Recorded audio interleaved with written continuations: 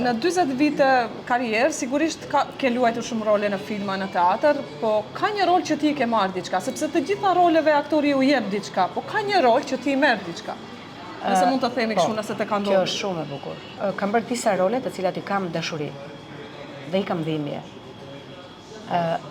Më së shumti janë në dramë, ndonse unë në komedi kam shkëlqyer, kam qenë shumë mirë, se kam qenë aktore komike.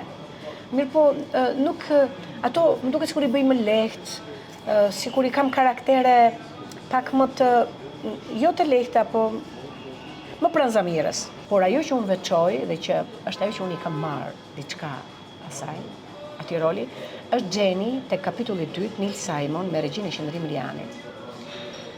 Atje, mbas shumë vitesh që bënim aktrim,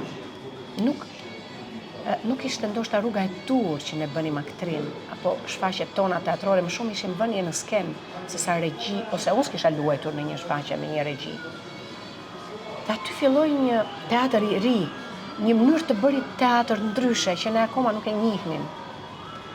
Unë u dashurova me atë rol, unë e doja Gjenin, unë isha Gjeni. Dhe bëra një rol të bukur, kam fituar disa çmime edhe me atë rol. E doja shumë.